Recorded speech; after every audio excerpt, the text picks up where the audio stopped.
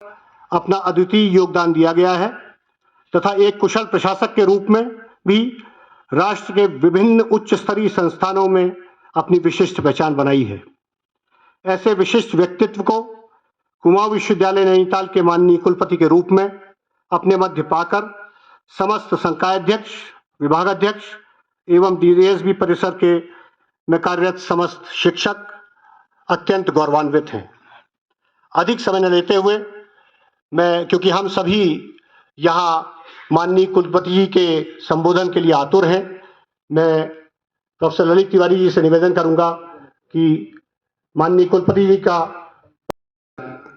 आज माननीय कुलपति प्रोफेसर मनमोहन सिंह चौहान जी जब हमारे साथ इस कार्यक्रम में हैं, उनके बारे में आप सबको अवगत कराना चाहता हूं। शुरुआत में कुछ काव्यात्मक पंक्तियां के साथ बताना चाहूंगा कि कई जीत बाकी है, कई हार बाकी है, अभी जिंदगी का सफर उसका सार बाकी है, यहां से चले हैं मंजिल के लिए, ये तो पन्ना था अभी किताब बाकी है। तो प्रोफेसर मनमोहन सिंह चौहान, जिनको सब लोग किसान के महानायक के रूप में जानते हैं, वाइस चांसलर कुमाऊं विश्वविद्यालय का अतिरिक्त प्रभार उनको दिया गया है। उसके साथ ही उनके पास महत्वपूर्ण जिम्मेदारी वाइस चांसलर गोविंद बल्लभ पंत प्रौद्योगिकी और कृषि विश्वविद्यालय की भी है।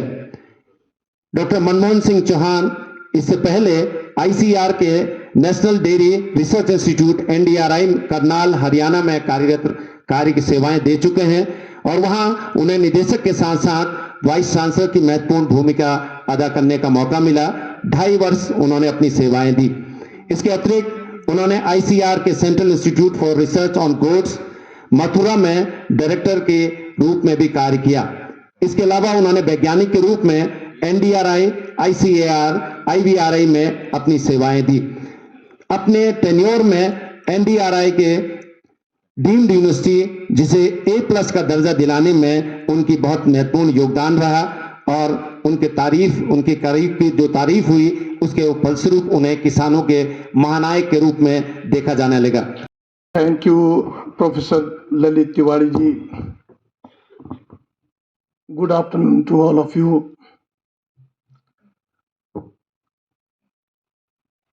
कुमाऊं विश्वविद्यालय के इस खूबसूरत सभागार में बहुत ही अच्छे लोगों के बीच, खूबसूरत लोगों के बीच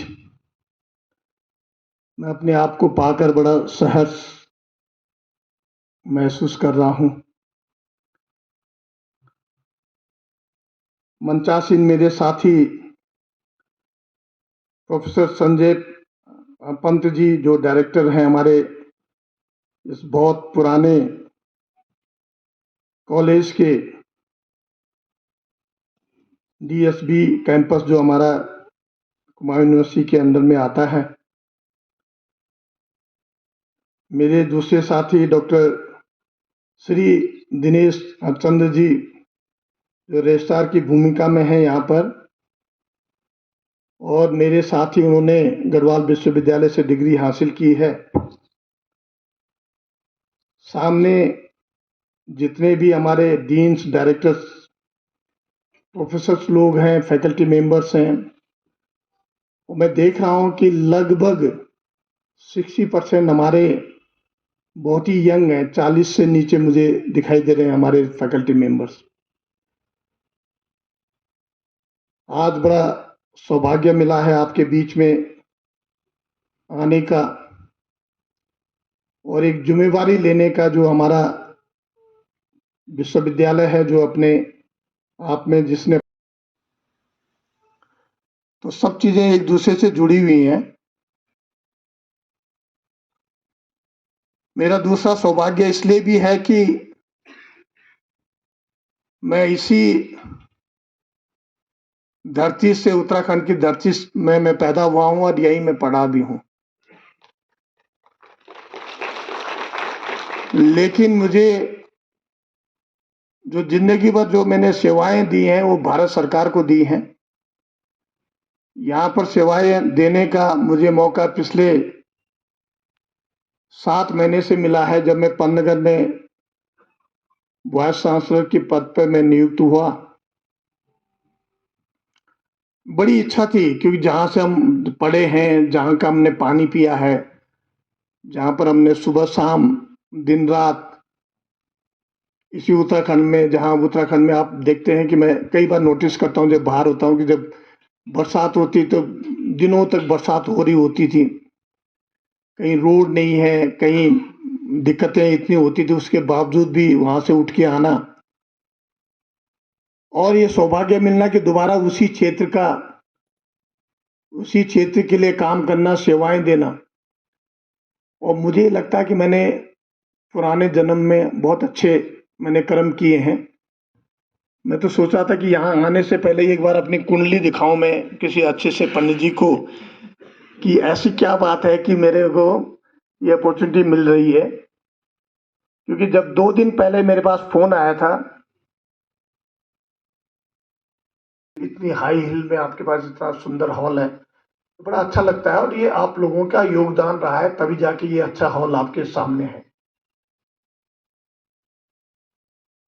तो मुझे आगे, अगर मैं आगे की बात करूं इससे पहले मैं उन सभी लोगों को धन्यवाद देता हूं जो 1973 से लगातार इस विश्वविद्यालय ने, जिन्होंने अपनी सेवाएं दी हैं और जो उसके बाद भी लगातार इस विश्वविद्यालय को आगे बढ़ाने के लिए कार्य कर रहे हैं।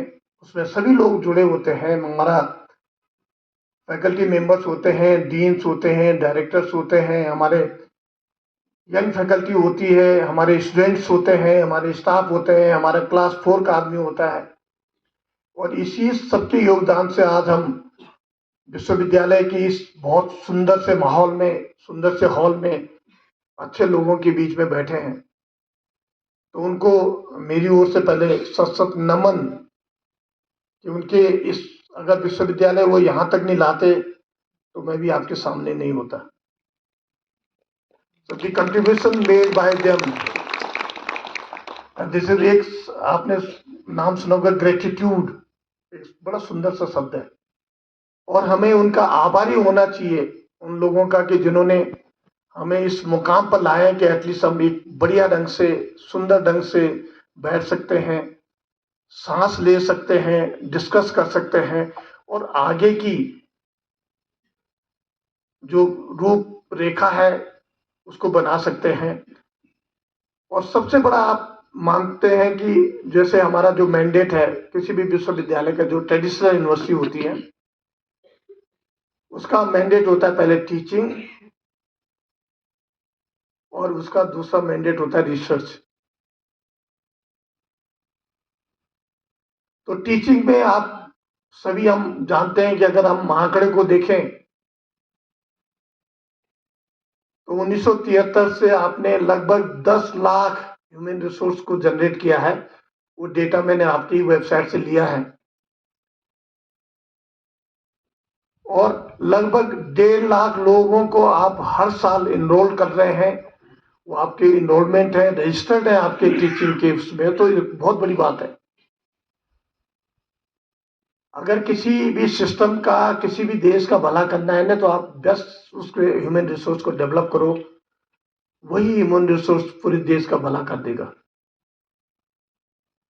तो आप लोग इसके धन्यवाद के पात्र हैं कि आपने 10 लाख लोगों को एल्युमिनस बनाया और 1.5 लाख लोगों को आप लगातार उनको शिक्षा में अपना योगदान दे रहे हैं और उनके भविष्य का विकास कर रहे हैं।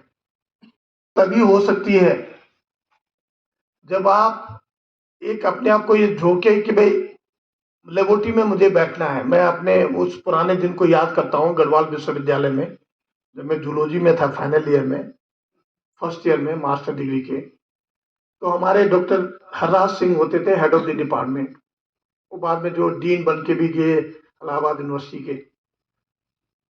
तो वो क्या करते थे हमें कि जैसे कोर्स हुआ हमारा, एक क्लास होती थी सुबह, एक होती थी आफ्टरनून में, बड़ी क्लास। और क्लास का मतलब 1 घंटा 1.5 घंटा मास्टर के लिए।